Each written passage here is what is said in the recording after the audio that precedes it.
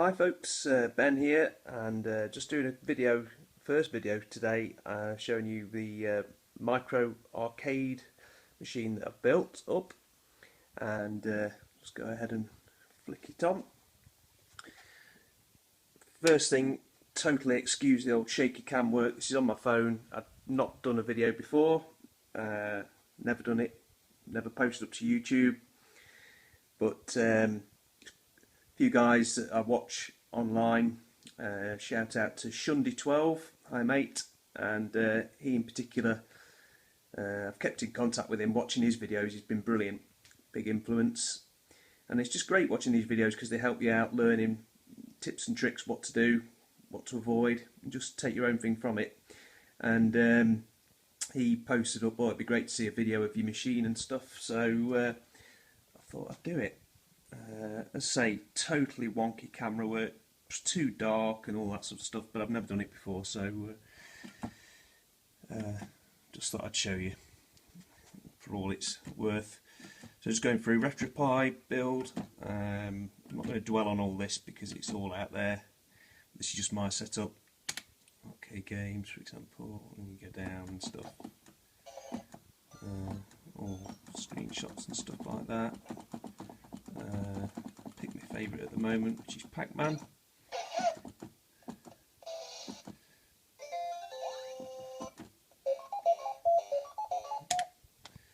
So I went for illuminated buttons, which look nice, marquee and stuff. Oh dear, hope you can see this. And we'll go through some of that in a bit, because I'll whip the back off and stuff to show you what's inside, just so you can see what I've done.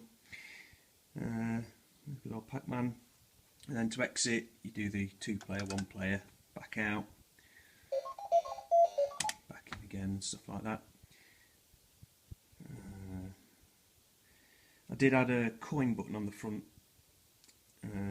just for a bit more of an authentic thing. So you coin up at the front, and then 1-player start, that sort of thing, and then back out again.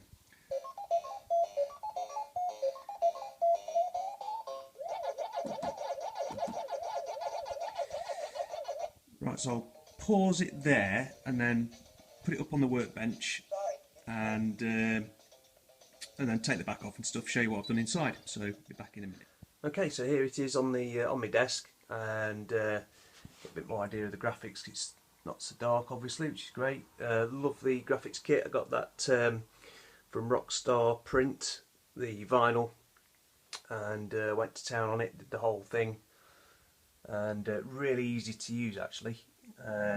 Stick it on. It's just scary at first, but you soon learn that actually not to mess about and just get it on quick.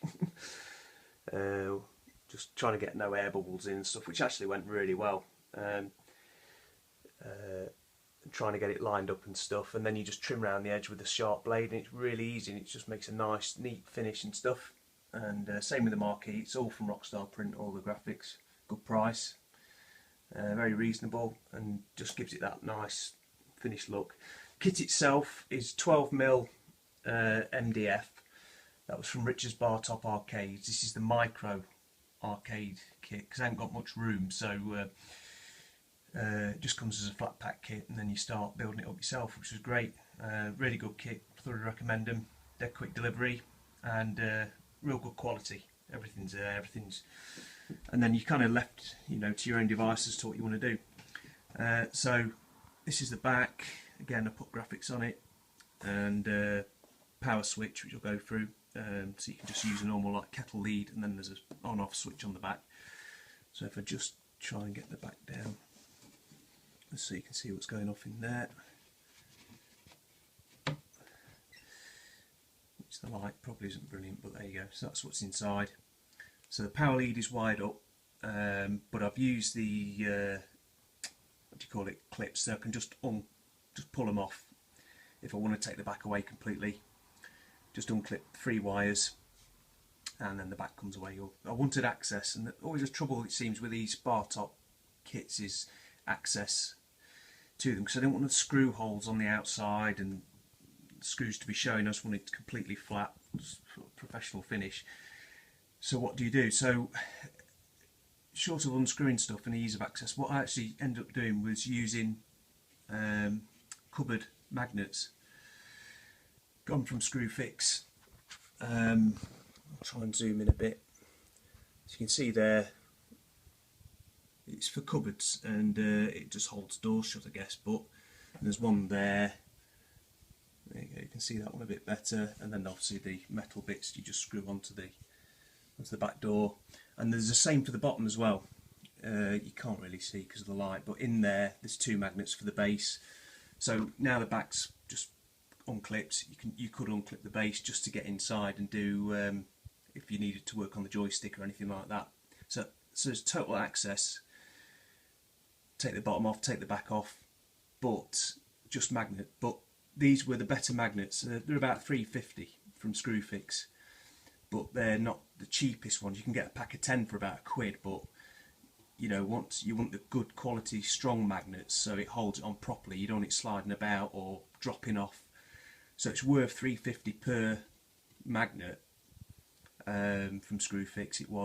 They are, and they hold it really well. They're really good strong magnets. You have a job actually pulling the back off at first. So I sort of slide it down and then pull it off. So that's how good they are, and they just hold it all together, and you'd never know. And it just means there's no screws, and it just pops off dead easy. So again, sorry about the light. I hope this is going to look alright. If it looks rubbish, I won't post it up, but we'll see.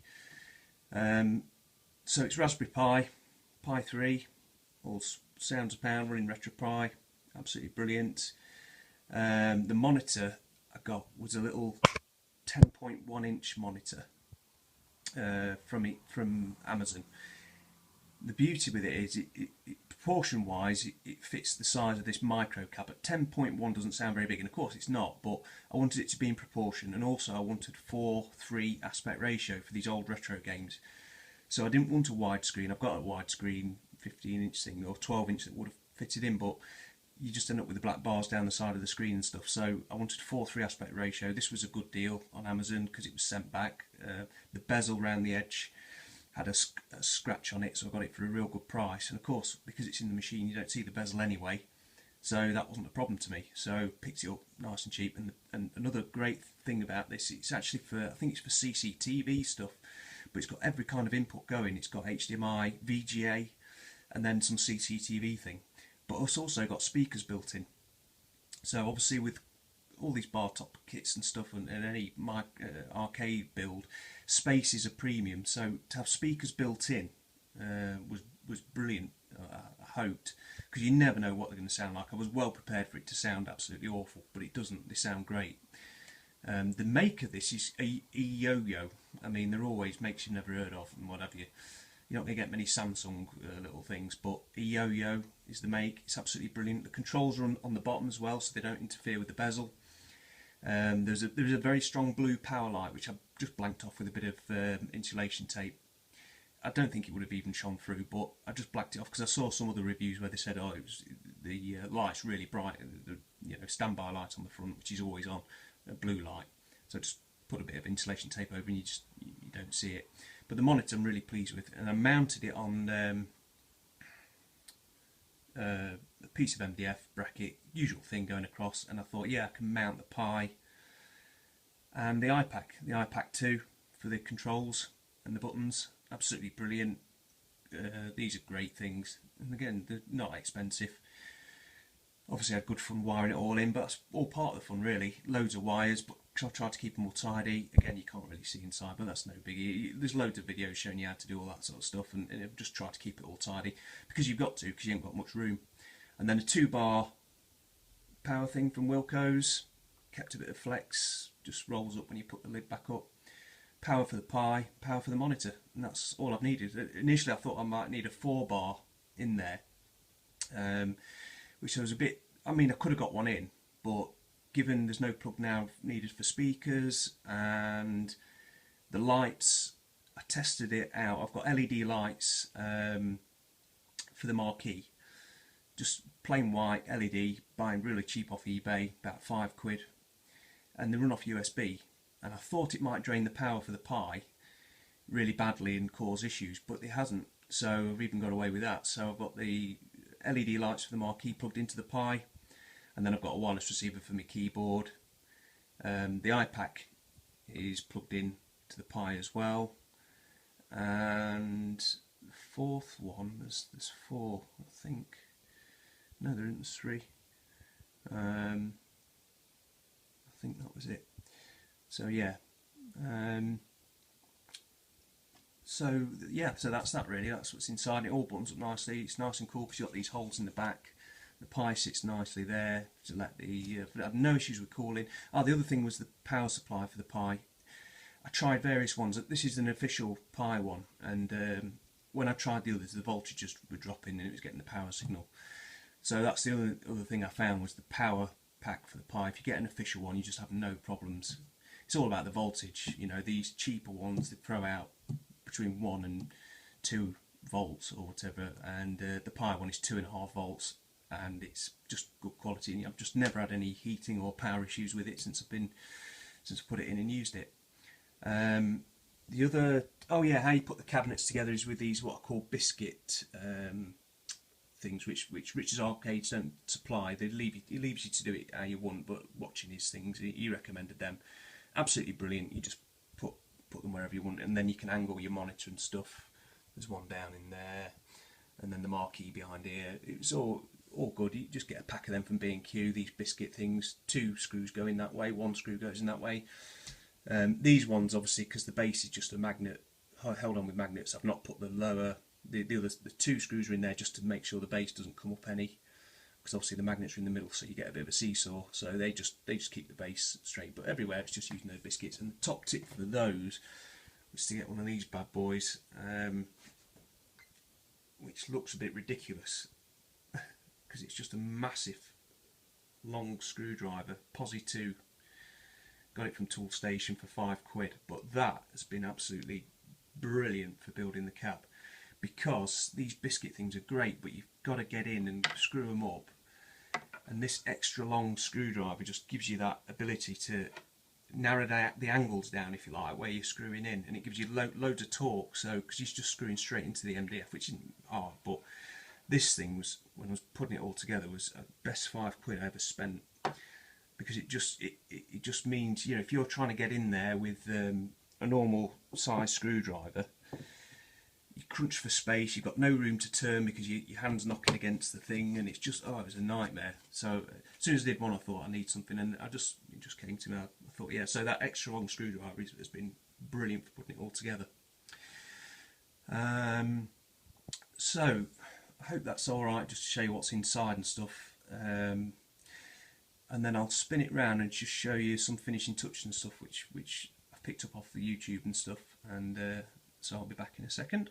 Right, back again. Just a quickie, because I realised how dark it was before. You couldn't even see inside the thing, so I'm just doing a quickie. I'm not going to go back over all ground, but just so you can see it properly inside now. And I've remembered what else I've got connected to the Pi as well. So basically, 4 USBs. I've got one USB going off to the marquee lights, then of course there's another one for the button LEDs. That's why there was 2 lighting things coming off it, and then the keyboard, and then the iPack. And I've had no issues with the official Raspberry Pi power pack, therefore running the 2 lights, the buttons and the marquee light, no problem. It's obviously not too much of a drain because they're only such low voltage. LED lights in there in the marquee, and then the button LEDs I chose 5 volt LEDs as well, so they can all be run off USB. So again, saves cable, saves space, saves plugs. That's why I only ended up needing a 2-way plug, because otherwise I'd have had a plug for the 5 volt button lights, and I'd have had a plug for the LED lights in the marquee. So taking those 2 plugs away saves all that space, and it's no extra drain on the Pis, no problem with the power and stuff like that. So just so you can see a bit more inside with the old leads and stuff, but it's hard to see. But and then I've just tried to loop everything round so it's tidy, cable tidied all the cables and stuff like that. So I'll just pause it, and then I'll go around the front and just show you a couple of bits on the... Right, well that's all went wrong, as I discovered after putting it on the up on the work on my desk there and trying to tell you about the front and stuff. It clearly decided to run out of memory and stuff on the phone, so I've had to scrap that bit. But basically I was just saying about the joystick. It's a Magstick Plus, which is brilliant because you can adjust it from 4-way to 8-way from here. You just lift it up, twist it for 4-way, lift it up, twist it for 8-way, which is brilliant. The buttons stick a bit. I've loosened them off, seems to have sorted it out, hopefully for now, and as it wears in and loosens off it should be better. But I did have a bit of sticking issues with it because it's a very short movement, but the fact you can switch it from 4-way to 8-way, as people who play these retro games know, like Pac-Man 4-way, brilliant. We try and play with an 8-way stick and it just becomes a nightmare. So that thing's been good because you lift it and twist it, which is brilliant. And then the other thing, main thing, was these, which again it's dark, sorry about that, but these strips up here are pressure fitted. Basically you get them real cheap from B&Q, black edging. These are 10mm, you can get 15mm and bigger for bigger cabs. And because of plastic, you just keep trimming and trimming them, and it's dirt cheap. You get it's about £1.30 for 2 meters of the stuff, so you can just keep trying. And basically, because I haven't got room on this small cab for screws and stuff, top and bottom, so you snip away and snip away and snip away, and then bend it in the middle when you put it in, and then it lies flat and it's pressure fitted and it holds it in perfectly. So I can just whip them off, change the marquee and stuff, go to the lights and stuff like that, and it's all just held in place by itself, no glue, no nothing. So they've been really good. Just took a lot of goes at getting it just the right size, because you always end up snipping off 1/2 millimetre too much and then it's just dead loose. But after much playing and a couple more trips to B&Q to get more lengths of it, I snipped and snipped and got it right. So the main thing I want to say was thanks to you guys for all your videos. This is probably the worst one on YouTube, but I just wanted to get something up. Thanks Shundy12, you've been really inspirational. A couple of others. Fred in the Shed has been brilliant. He did a cab, and so I follow him now. He's good. And then the two classics, John's Arcade, absolutely legendary, and Simply Austin was brilliant initially from all the years ago, just getting me into retro gaming and stuff. So thanks to all you guys, and if anybody's got any questions or anything, just post them away, and hopefully you guys see some of this awful video. But anyway, happy gaming, and thanks again. Cheers. Hi folks, well there you go, just shows how hard it is to make these videos, and being a total first timer and newbie to the whole thing, I can now fully appreciate how difficult these whole video things are, because my phone has crashed a couple of times and run out of memory and stuff like that. So I just wanted to make a massive thanks, this is the whole point of this little thing, to to Shundy12, who asked me to put up a video anyway in the first place, so kudos mate, spot on. And then name the other guy, John's Arcade, and Simply Austin, and what I've just said, but one guy I forgot about was Floob, who again, he's been quiet for a while, but total thanks to that guy. He's a genius on the Raspberry Pi, RetroPie builds. He got me the whole, I watched these videos endlessly, watching how to configure the RetroPie and stuff. Floob is a star, and oh yes, and there you go, Fred in the Shed. Because again, such a good guy. The whole thumbs up thing, totally down to earth. That's what we like. Just down to earth, natural. No jazzy, like bells and whistles. Just down to earth, kind of presentation and whatever. So probably said a load of wrong things there. There we go. And but thanks to all you guys for the inspiration, and long may we continue. Cheers.